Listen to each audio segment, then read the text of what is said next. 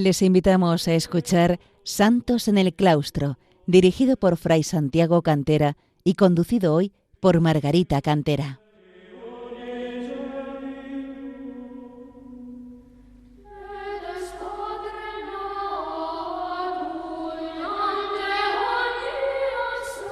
Queridos oyentes de Radio María, bienvenidos al programa Santos en el Claustro, en el que mi hermano Santiago y yo queremos acercar al hombre de nuestro tiempo la vida y enseñanzas de tantos santos que han forjado su cercanía a Dios en la vida retirada de los claustros monásticos o en la soledad de los eremitorios. En nuestro recorrido hacia adelante y hacia atrás en el tiempo, para conocer tantos ejemplos de santidad femenina en el claustro, nos acercamos hoy a la congregación de las monjas de la Pasión de nuestro Señor Jesucristo, o simplemente pasionistas, orden fundada en el siglo XVIII por San Pablo de la Cruz y nuestra protagonista de hoy, la venerable Madre María Crucificada de Jesús Costantini. Siguiendo la página de internet de la congregación, que incluye la rama femenina, masculina anterior a la femenina, su espiritualidad es la siguiente. Como carisma de la familia pasionista, podemos identificarlo como la búsqueda de la unidad de nuestra vida y de nuestro apostolado en la pasión de Jesucristo. Llamados a tomar parte en la vida y la misión de aquel que se anonadó a sí mismo tomando forma de esclavo, en asidua oración contemplamos a Cristo, que al entregar su vida por nosotros revela el amor de Dios a los hombres y el camino que también estos deben seguir para llegar al Padre. Nuestra participación de la pasión de Cristo, que ha de ser personal, comunitaria y apostólica, se expresa con un voto especial. Por él nos comprometemos a promover la memoria de la pasión de Cristo con la palabra y con las obras, a fin de propagar un conocimiento más efectivo de su valor para cada hombre y para la vida del mundo.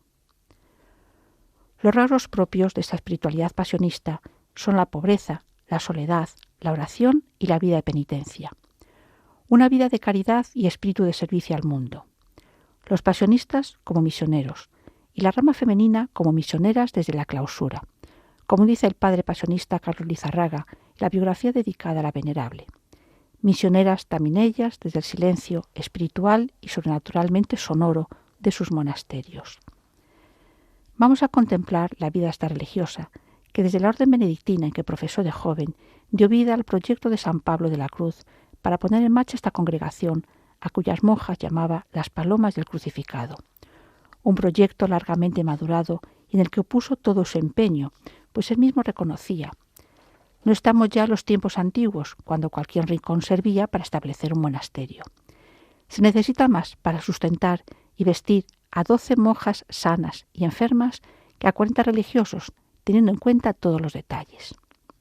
Así él supo ir sorteando y superando de la mano de María Crucificada las numerosas dificultades y contradicciones que surgieron para la fundación de las monjas pasionistas, tras años de búsqueda de la mujer idónea que pudiese llevar a cabo esta tarea singular.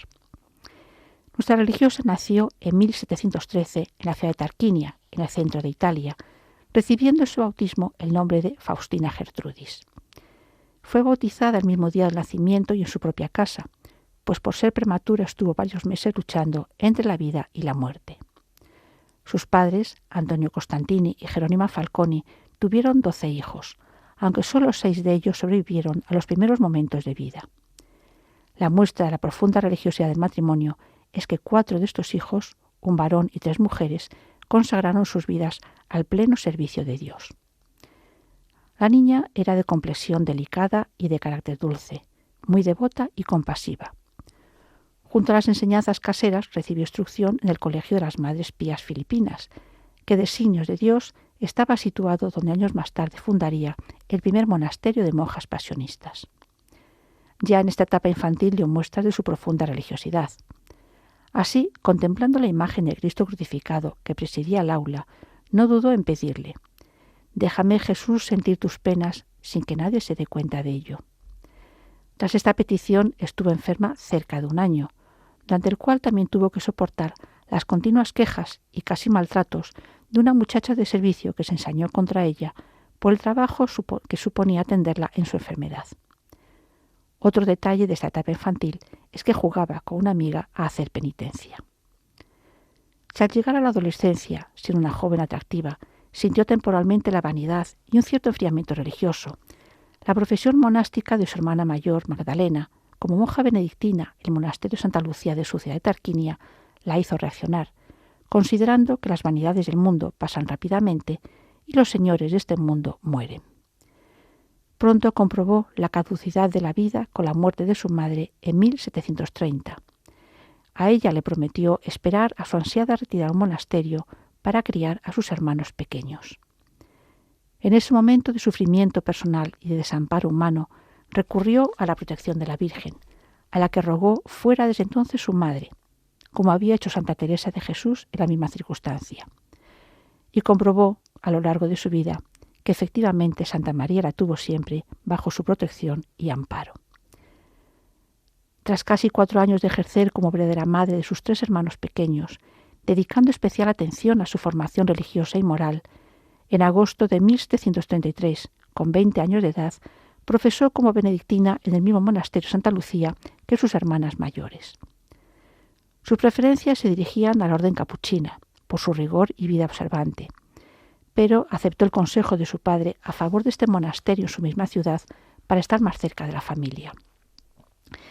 No fue fácil para ella la vida allí en los primeros momentos, debido a las mitigaciones que la forma de vida se habían ido aceptando con el tiempo, cuando lo que ella ansiaba era una observancia estricta, una entrega plena y sin concesiones a Dios.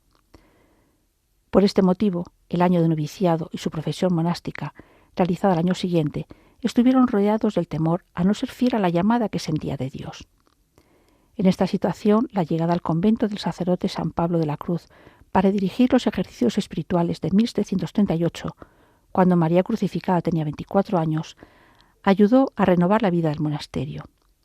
Y para ella supuso una notable transformación, dando a su vida interior un nuevo ardor, centrándose en la oración y penitencia con nuevas fuerzas, deseando configurarse con el crucificado y contribuir a la salvación de las almas, mostrando una verdadera vocación de víctima. Una vocación que se reafirmó el 17 de septiembre de 1742, con 28 años, al escuchar la voz de nuestro Señor que le sugería ofrecerse víctima por los pecados del mundo, pidiéndole una mayor penitencia, con prácticas aprobadas por su confesor y superiora, como abstenerse de beber los viernes en memoria de la sed de Jesucristo en la cruz o privaciones importantes de comida. Y ella lo hizo a gusto, pero como aclara uno de sus primeros biógrafos, mantuvo siempre una apariencia física saludable, de modo que nadie notaba sus privaciones. A partir de este momento, la venerable tomó a San Pablo de la Cruz como director, unas veces presencialmente y otras por carta, de las que se conservan las escritas por el santo, pero por desgracia se han perdido las de nuestra religiosa. Ella le definía como varón celoso, iluminado por Dios, y muy a propósito para mi provecho espiritual. Pero, como es lógico para una esposa al crucificado, el camino de la vida no fue fácil, ni siquiera entre los muros de la clausura, pues pronto surgieron celos y recelos contra ella por parte de algunas de las religiosas. Una carta de su director lo refleja así. ¿Qué le puede importar a usted lo que digan los demás o que desaprueben su conducta? Usted procure agradar a Dios únicamente y deje que los demás digan lo que quieran. En particular, use de suma caridad y mansedumbre con quien la acusa, creyendo que lo habrá hecho rectamente y con buena intención. No deje escapar palabra alguna de queja con nadie. Note bien esto, pues lo contrario sería desahogar la pasión. Siga adelante y deje que digan lo que quieran. Las calumnias de las que iba a ser objeto la venerable le fueron reveladas en una visión por nuestro Señor, mostrándole 2 perros que se disputaban con furia un trozo de paño y cuyo significado le explicó así. ¿Ves ese paño mordido, desgarrado por esas bestezuelas? Así serás descuartizada tú y calumniada. Guarda silencio, sufre con paciencia y acude únicamente a mí, que seré tu defensor. Las calumnias llegaron hasta el obispo de la diócesis, que impuso una severa penitencia pública a la religiosa, quien la aceptó y cumplió sin quejarse.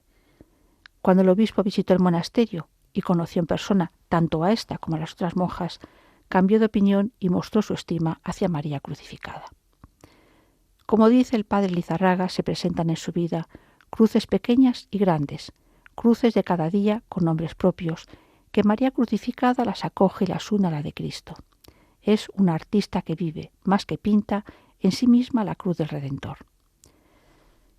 San Pablo de la Cruz estaba plenamente convencido de la santidad de su dirigida y pensó inmediatamente en ella como la mujer que podría poner en marcha la rama femenina de su congregación pasionista. Tenía en mente el santo hacía tiempo la fundación de esta parte femenina, pero iban surgiendo 1000 problemas que dilataban la empresa. Pese a todo, estaba convencido de que esa fundación era voluntad de Dios, y se lo confirmó una mística conocida de la época, la venerable Lucía Burlini, con la narración de la siguiente visión. Pedí al Señor que me diera a conocer de algún modo si se llevaría a cabo el nuevo monasterio femenino. Súbitamente me pareció encontrarme en el Calvario, donde vi al amor crucificado, y a los pies de la cruz una muchedumbre de almas que, cual solitarias tortolillas, lloraban la muerte de su esposo. Unas enjugaban las llagas rebosantes de sangre, otras arreglaban la piel suturándola con suavidad, otras abrazaban estrechamente a la cruz y sorbían la divina sangre, embalsamando su corazón. Otras, cual inocentes palomas, formaban su nido en sus santas llagas, y después que el Señor vestía a estas preciosas almas con una vestidura más blanca que la nieve, estaba llena esta vestidura de diferentes flores rojas, oscuras, recamada en oro a los pies, la cintura, los brazos, en el pecho. Hacemos en este momento una pausa para escuchar una canción dedicada a Nuestra Señora por el coro Escola Antigua, antiguos escolanos del Valle de los Caídos.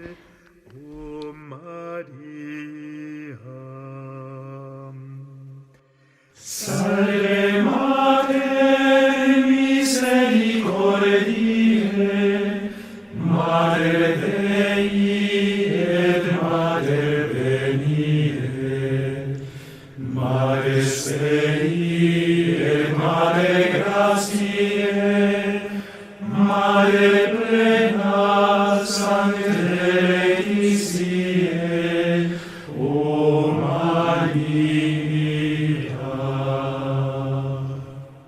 Salve decus humani generis, salve Virgo dignior ceteris, que virgines omnes transgrederis, et altius sedes insuperis, o Maria. Salve Mater misericordiae, Mater Dei et Mater Venire, Mater Speri et Mater Gratiae, Mater plena sancte letiziae, o Maria.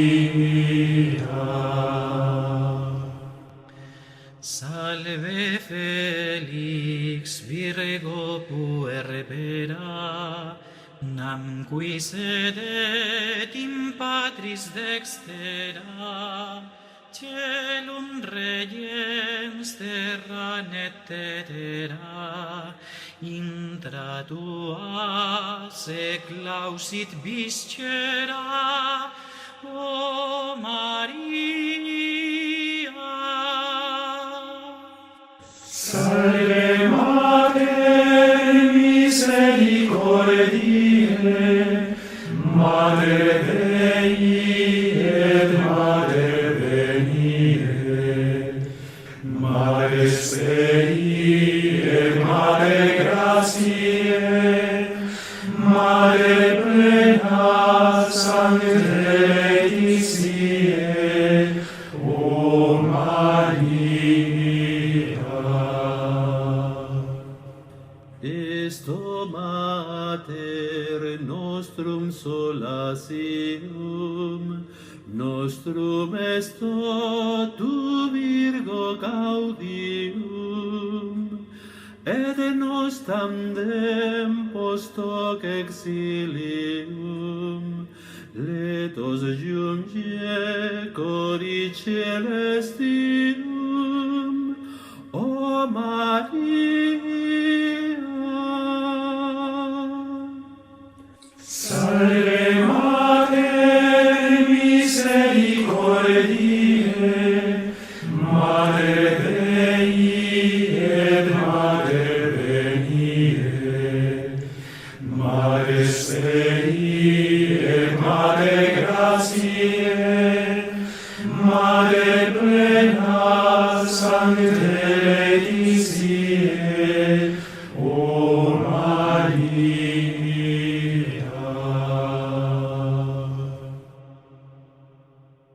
Tras escuchar esta canción como homenaje a la fuerte devoción mariana de nuestra venerable María Crucificada, retomamos la narración de su vida. San Pablo de la Cruz, impresionado con la visión de Lucía Burlini, la venerable Lucía Burlini, que le confirmó su proyecto de fundar la rama femenina de la congregación, adoptó sin dudar el apodo de Palomas del Crucificado para sus religiosas. Sin embargo, el proyecto fundacional, que tenía muy claro, se retrasó varios años por muchas dificultades que se fueron planteando por todas partes y que humanamente parecían insuperables. Mientras tanto, María Crucificada había recibido en 1741 una luz para que se impusiera un estilo de vida especialmente penitente, hasta que llegara el momento de trasladarse a otro monasterio erigido en honor de la Pasión del Señor. Las dificultades fueron de diverso tipo, como el ofrecimiento a la venerable otro proyecto de fundación que quedó en nada, o el deseo del obispo de la diócesis de mayores garantías económicas para poder realizar la fundación, superando con creces la cantidad que los hermanos de María Crucificada ponían para apoyar la fundación. Hubo un momento en que la religiosa pensó incluso acudir a Roma para pedir al Papa el permiso, pero San Pablo de la Cruz le hizo desistir y esperar con paciencia lo que Dios quiera que se sirva a disponer para el futuro. Superadas unas dificultades, surgían otras. Por ejemplo, el intento de Domingo Costantini, uno de los hermanos de la Venerable y principal patrocinador del monasterio, de modificar los estatutos que habían elaborado los fundadores. Idea que encontró la firme oposición de San Pablo, pues eso alejaría a la comunidad de la forma de vida de los pasionistas. Su proyecto se resume muy bien en estas frases. Intentamos hacer un monasterio de almas grandes y santas, muertas a todo lo creado y que se parezcan en las virtudes, penitencia y mortificación a Jesús crucificado y a María Dolorosa, que será abadesa del monasterio. La primera piedra del monasterio se puso en enero de 1759, pero pasaron 12 años de alternativas y forcejeos hasta que la obra llegó a término. Finalmente se inauguró el 3 de mayo de 1771. Pocos días antes el Papa Clemente XIV autorizó a María Crucificada a salir de su monasterio benedictino de Santa Lucía para agregarse al nuevo de las Pasionistas, en la misma ciudad de Tarquinia, así como a cambiar el hábito de su antigua orden por el de la nueva congregación. Tenía entonces 58 años y completó su nombre para ser María Crucificada de Jesús.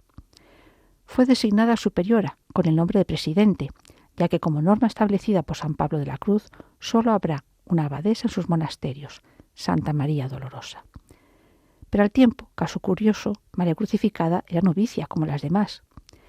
Entre estas nuevas monjas pasionistas también estaban sus dos hermanas de sangre, que habían profesado tiempo atrás como ella en Santa Lucía. María Crucificada ejerció el cargo de presidente de la congregación durante muchos años, demostrando la confianza y amor de sus hermanas hacia ella por sus dotes de gobierno, firmeza y a la vez ternura maternal con que las dirigía y se hacía cargo de la administración material de la comunidad. Como es lógico, fueron años de trabajo, de grandes alegrías espirituales, y como es propio en toda comunidad humana, también de dificultades y amarguras, como si fueran los travesaños de la cruz, como decía su hermano sacerdote Nicolás. Algunas fueron provocadas por religiosas de su comunidad. La semblanza espiritual de Madre María Crucificada puede realizarse muy bien siguiendo el decreto de declaración de sus virtudes heroicas por San Juan Pablo II en 1982. La primera, en el cumplimiento de todos sus deberes, asidua en la observación regular, diurna y nocturna, modelo y maestra de oración y de contemplación, íntimamente unida a su esposo crucificado y a la Virgen Dolorosa, admirable por su profunda humildad, encendida en intenso amor por la salvación de los pecadores, gobernó el monasterio con gran celo, vigilancia y caridad. De su espiritualidad destaca su profunda devoción eucarística, pasando ante el sagrario muchas horas de día y de noche. Fueron numerosas las gracias místicas que recibió, entre ellas la revelación de las pruebas que tendría que soportar, y que efectivamente llegaron, en forma de grandes trabajos, incomprensiones, tinieblas, aridez, tentaciones diabólicas, dolores y enfermedades. Lugar habitual de refugio en esos momentos era el Sagrado Corazón de Jesús, en buena parte tras una visión en que, siendo acosada por los demonios, Jesús la invitaba: «Ven, escóndete en la hendidura de la peña». Esa peña era su corazón. Las reglas establecidas para la congregación de las religiosas pasionistas siguen en buena medida el modelo establecido para la rama masculina por San Pablo de la Cruz, buscando un equilibrio entre soledad, oración y contemplación, apostolado y prácticas penitenciales que puedan seguir tanto los fuertes como los débiles. Fue el Papa Clemente XIV quien aprobó las reglas de la congregación de las pasionistas, buscando con su vida claustral configurarse con Jesús crucificado, reparando e intercediendo por todos los hombres, haciendo de la reparación e intercesión como dos alas que permiten a las monjas pasionistas, como dice el padre Lizarraga, despegar por encima del polvo de todos los caminos terrenos, para volar siempre en torno a la cruz y a su mártir divino sobre la cima del Calvario, reparando e intercediendo por la Iglesia y en beneficio del mundo. Una preocupación constante de San Pablo de la Cruz era la oración por el Papa y la Iglesia, concretando su ideal de vida en estas palabras que añadió a los reglamentos que completaban la regla: «Tengan todas sumo interés por la conversión de las almas de los pecadores, de los herejes y de los infieles, la santificación de los prójimos, la liberación de las almas del purgatorio, la exaltación de la Santa Madre Iglesia, el Sumo Pontífice y los operarios evangélicos». Y estos fueron los móviles de la vida de María crucificada: reparación e intercesión, siendo verdaderamente apóstol desde el claustro, con sus penitencias y pruebas interiores, con su entrega total a la voluntad de Dios y el deseo de salvar las almas de todos los hombres. Pero junto a ello hay que añadir el cuarto voto emitido por los pasionistas, tanto en su rama masculina como en la femenina: hacer grata la memoria y vivir la pasión del Salvador en la propia vida, algo que la venerable había asumido desde sus primeros años de vida y que se refleja perfectamente en su nombre de profesión, María Crucificada. Por otra parte, como dice el padre Lizarraga, como primera pasionista, María Crucificada se une a la alianza con la Virgen Corredentora para anunciar al mundo, desde la clausura, el pregón de la salvación de Jesús. Cumplió perfectamente los consejos que su director le daba: vestirse de las penas de Jesús, estando crucificada y muerta para todo lo creado, para vivir únicamente para Dios, perderse en el abismo de la infinita divinidad. Y así lo afirmaba ella en una carta al padre San Pablo: «Procuro sufrirlo todo sin desfallecimiento por amor del Altísimo. Me creo incluso capaz de soportar todavía mayores padecimientos que los sufridos de ordinario en mi humanidad, sin buscar el menor alivio o refrigerio en mi pesar. Todo lo sufro sin buscar el menor alivio o refrigerio. Todo lo sufro en silencio para poder ser, de alguna manera, verdadera seguidora de mi amabilísimo Señor».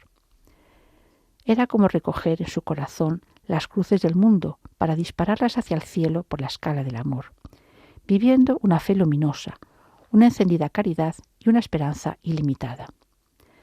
Así, con su modo de vida de plena entrega a Dios y de revivir la pasión, podía predicar al mundo con su ejemplo, como le pidió un día nuestro Señor: «Predica, pero no prediques con palabras, sino con el ejemplo de todas las virtudes». Y supo vivir esa entrega en la alegría interior y exterior, a pesar de la dureza del sufrimiento físico que experimentó en los últimos años de su vida, debido a un tumor que le produjo una dolorosa y purulenta llaga, tanto que no podía estar sentada ni echada en la cama.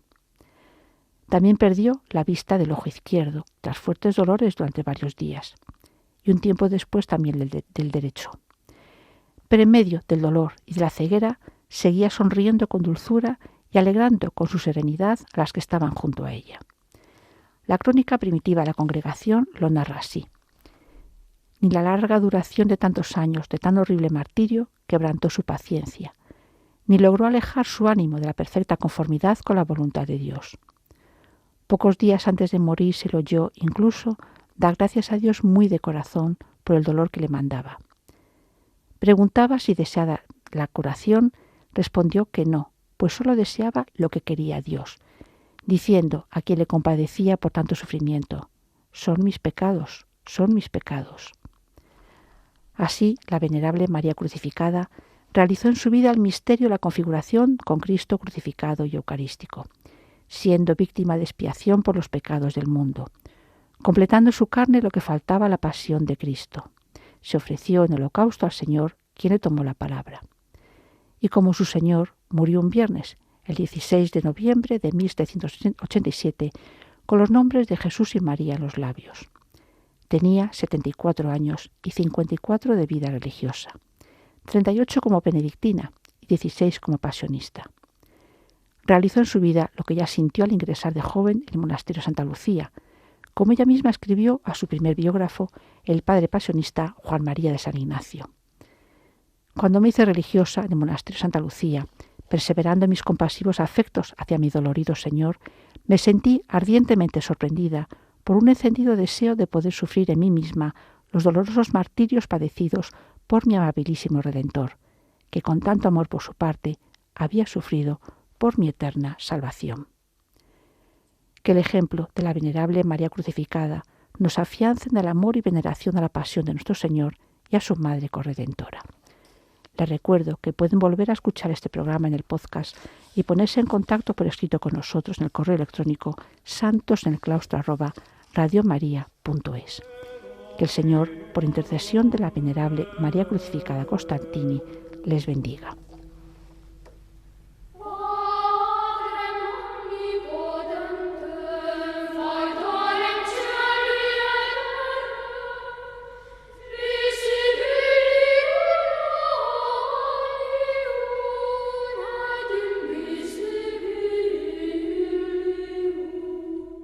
Han escuchado en Radio María Santos en el Claustro, dirigido por Fray Santiago Cantera y conducido hoy por Margarita Cantera.